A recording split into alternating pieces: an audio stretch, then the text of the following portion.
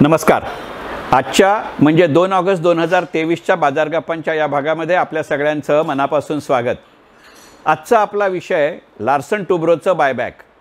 Larsen टुब्रोचं buyback अलीकडच्या काळामध्ये भारतीय शेअर बाजारात, गुंतवणूक क्षेत्रात आणि अर्थकारणात चर्चेत असलेल्या 3 महत्त्वाच्या गोष्टी म्हणजे ITC मधनं बहुचर्चित आणि बहुप्रतीक्षित असलेल्या हॉटेलची वेगळी कंपनी होणं, दुसरा विषय टाटा मोटर्सपासून DVR वेगळं होणं आणि त्याच्या बदल्यात टाटा मोटर्सच्या शेअरहोल्डरना जर तुमच्याकडे टाटा मोटर्सचे 10 शेअर असतील तर DVRचे 7 शेअर्स मिळतील ही गोष्ट, आणि तिसरी गोष्ट म्हणजे लार्सन टुब्रोचं बायबॅक। खरं सांगायचं म्हणजे ITC मधनं हॉटेल इंडस्ट्री बाहेर पडणं किंवा टाटा मोटर्स आणि DVR या नाही म्हणलं तरी कधी ना कधीतरी या गोष्टी होतील असं वाटणारी शक्यता होती। या उलट लार्सन टुब्रो आपल्या स्वतःचे शेअर बायबॅक करेल याची मात्र फारशी चर्चा नव्हती। TCS गेली अनेक वर्ष सातत्यानं बायबॅक करताय। साधारणपणे पहिली 3 वर्ष त्यांनी 17,000 कोटी रुपये आणि नंतरची 2 वर्ष 18,000 कोटी रुपये असं उद्दिष्ट ठरवून बायबॅक केलंही आहे, आणि त्यासाठी TCSची अत्यंत उत्कृष्ट कामगिरी हे कारण होतं। या काळात सुद्धा कधीही लार्सन टुब्रोच्या बायबॅकची चर्चा नव्हती, आणि मुळातच लार्सन टुब्रो हा शेअर असा आहे की तो पूर्णपणाने इंजिनिअरिंग आणि इन्फ्रास्ट्रक्चरवरती आहे। इतर काही गोष्टी तो करत नाही अशातला भाग नाही, परंतु लार्सन टुब्रो आपले नॉन कोअर बिझनेस जे मुख्य घटक नाहीत असे व्यवसाय आपल्या इंजिनिअरिंगपासून, आपल्या इन्फ्रास्ट्रक्चरपासून बाजूला करतात। एकतर त्याची विकून तरी टाकतात किंवा विक्री करतात, किंवा नाहीतर या ना त्या स्वरूपामध्ये त्याचं अमाल्गमेशन किंवा विलिनीकरण करतात अशी त्यांची ख्याती आहे। लार्सन टुब्रोमध्ये एक काळ जवळजवळ 30 वेगवेगळे विभाग होते। या पद्धतीने त्यांनी त्यांचं काहीतरी विलिनीकरण केलं, नॉन कोअर बिझनेस त्यांनी विकून टाकले। आपण असं पाहिलं की अलीकडच्या काळामध्ये लार्सन टुब्रोनं त्यांचा म्युच्युअल फंडसुद्धा विकायला काढलेला आहे। अशा परिस्थितीमध्ये लार्सन टुब्रो बायबॅक करेल अशातली गणितं नाहीत, कारण बायबॅक करणं याचा अर्थ स्वतःचंच भांडवल काही प्रमाणामध्ये कमी करणं। परंतु लार्सन टुब्रो ज्या पायाभूत सेवा उद्योग क्षेत्रामध्ये आहे तिथे प्रचंड मोठं भांडवल असणं ही त्यांची गरज आहे, कारण त्यांचा भांडवली पाया जितका विस्तृत तितकं त्यांचं इतर प्रमाणामध्ये इतर मार्गातून पैसे उभं करण्याचं साधर्म्य आणि सामर्थ्य हे वाढतं राहतं अशी गणितं मांडली जातात। आणि त्यामुळे एका अर्थानं लार्सन टुब्रो आपले शेअर्स बायबॅक करेल हे अनपेक्षित होतं।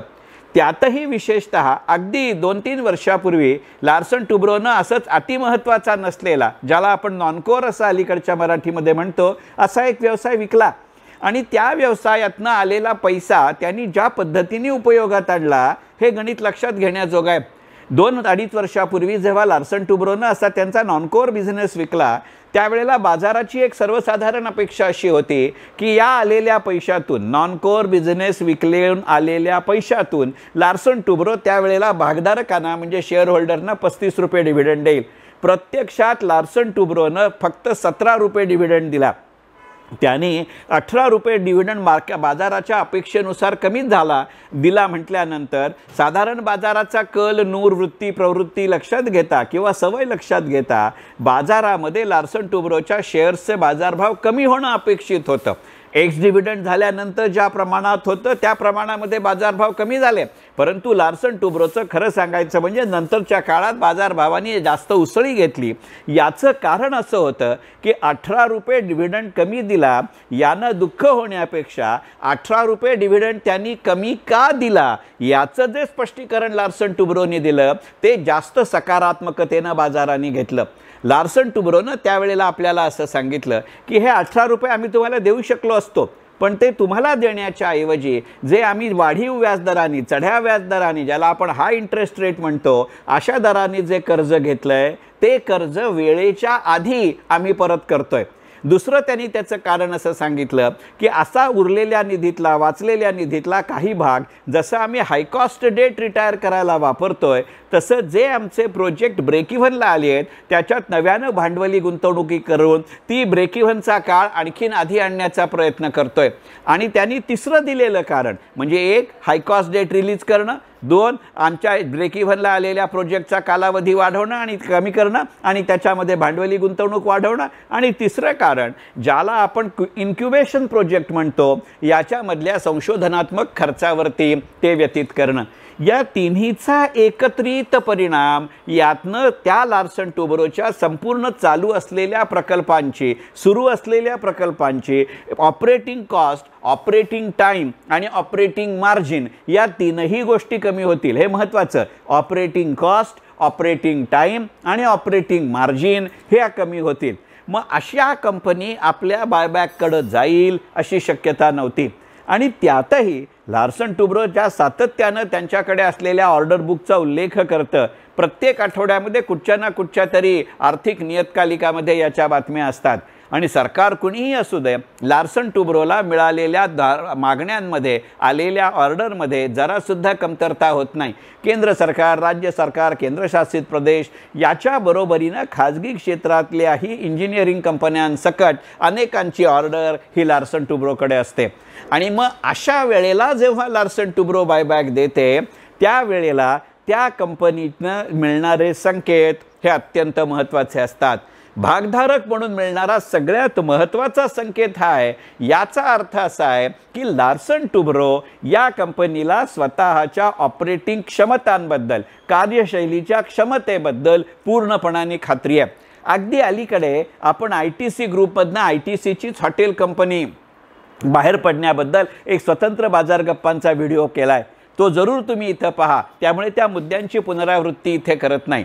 त्या व्हिडिओमध्ये जसं कोणती कंपनी डिव्हिडंड देते याचा उल्लेख, इंटरिम डिव्हिडंड देते याची चर्चा आपण केली, तशी या व्हिडिओमध्ये लार्सन टुब्रोच्या निमित्तानं कोणती कंपनी बायबॅक देते याचा विचार करू. मग ते TCS असू दे किंवा लार्सन टुब्रो असू दे, या 2 कंपन्या आत्ताच्या काळामध्ये बायबॅकच्या दृष्टिकोनातून चर्चेत आहेत म्हणून त्याची उदाहरणं घेतली. बायबॅक करण्याच्या 2 गोष्टी असू शकतात. एक, जो प्रवर्तक सातत्यानं आपला बिझनेस बदलत राहतो, म्हणजे उद्या तो काय करेल हे बाजाराला सोडा त्यालासुद्धा माहिती नाही असं ज्यांच्याविषयी म्हणता येईल, असे उद्योजक आपल्याकडं बायबॅक करतात. त्याचं नावनिशिवार उल्लेख करण्याची आवश्यकता ना सभ्यतेच्या संकेतात बसत ना इथे त्याची आवश्यकता आहे. परंतु लार्सन टुब्रो ही या गणितात नाही.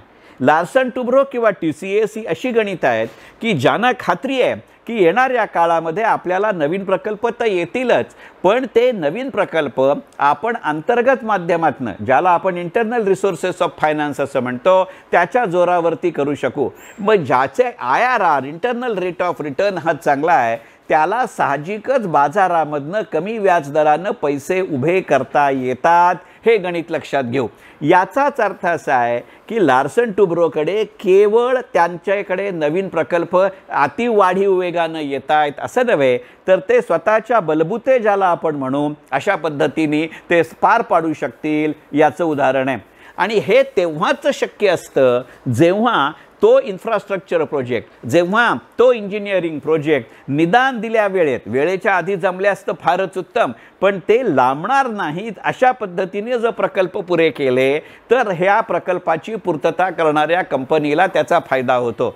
मग ज्या वेळेला लार्सन टुब्रो सारखी कंपनी आपला बायबॅक जाहीर करते, याचा अर्थ आज मितीला प्रत्यक्षात त्यांना मिळालेले किंवा येणाऱ्या नजीकच्या भविष्य काळामध्ये जे मिळण्याची शक्यता आहे अशा इंजिनिअरिंग, अशा इन्फ्रास्ट्रक्चर प्रकल्पामध्ये लार्सन टुब्रोला ही खात्री वाटते.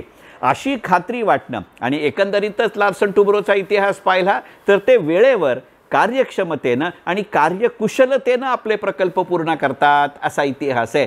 साहजिकच याचा त्या कंपनीच्या नफ्यावरती सकारात्मक परिणाम होतो. लार्सन टुब्रो ही इंटरिम डिव्हिडंड देणारी कंपनी नाही, कारण ज्याला आपण कॅपिटल इंटेन्सिव्ह म्हणू, भांडवल प्रधान म्हणू, अशा प्रकल्पांमध्ये लार्सन टुब्रो असते. आणि त्यामुळे वॉरन बफे जसं म्हणतो की बर्कशायर हाथवेमध्ये वॉरन बफे फारसा डिव्हिडंड देत नाही गेल्या 1-2 वर्षाचा अपवाद वगळला तर, परंतु तरीसुद्धा त्याचा भाव आज एका शेअरला $4 कोटी पेक्षा जेव्हा जास्त होतो, रुपयांपेक्षा जेव्हा जास्त होतो, याचं कारण असं आहे की वॉरन बफे असं म्हणतो की तुम्हाला डिव्हिडंड देण्यापेक्षा तुमच्या वतीनं मी चांगल्या पद्धतीनं गुंतवणूक करू शकेन. लार्सन टुब्रो ही तशा पद्धतीची कंपनी आहे.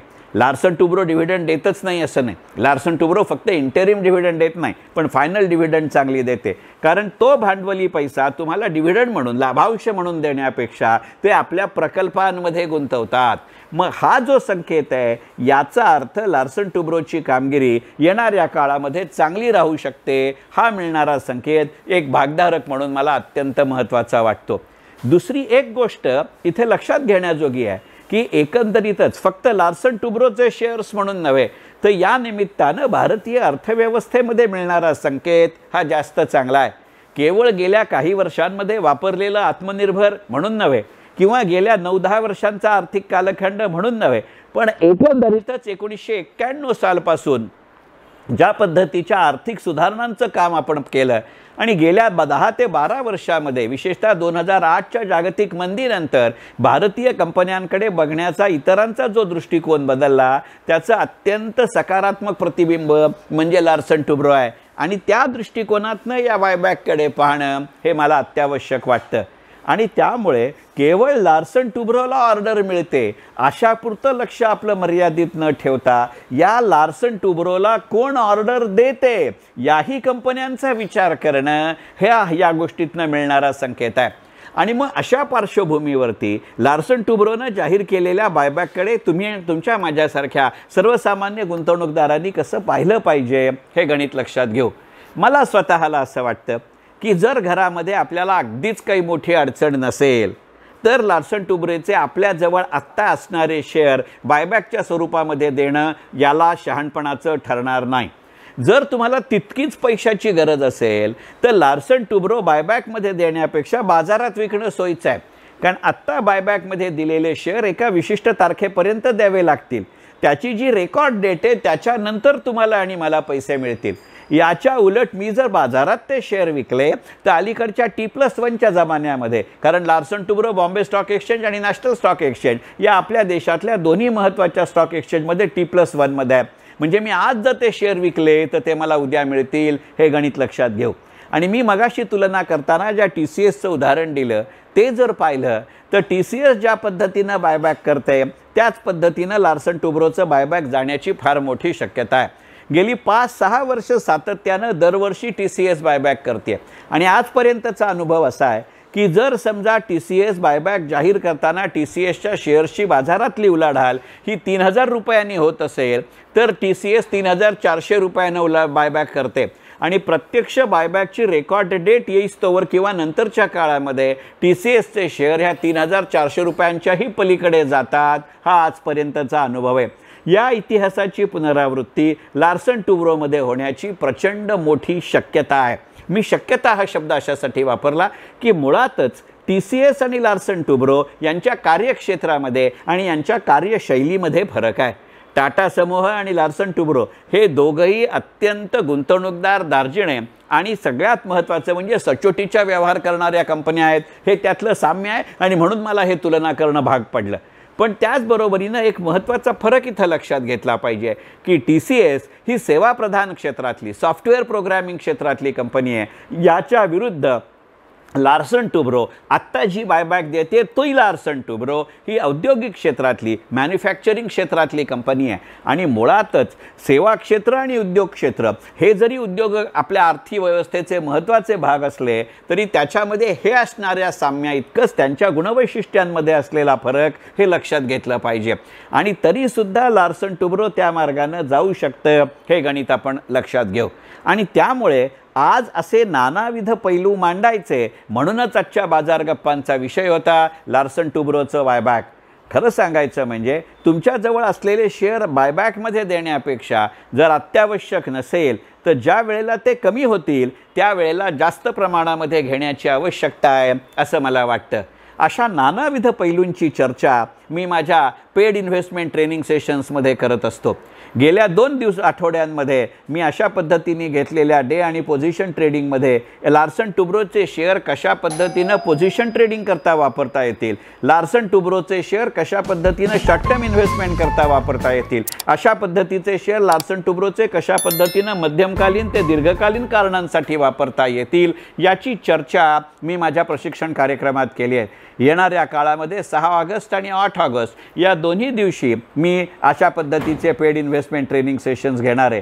त्याचे फ्लायर्स हे पूर्णपणाने आत्ताच्या या व्हिडिओमध्ये आहेत.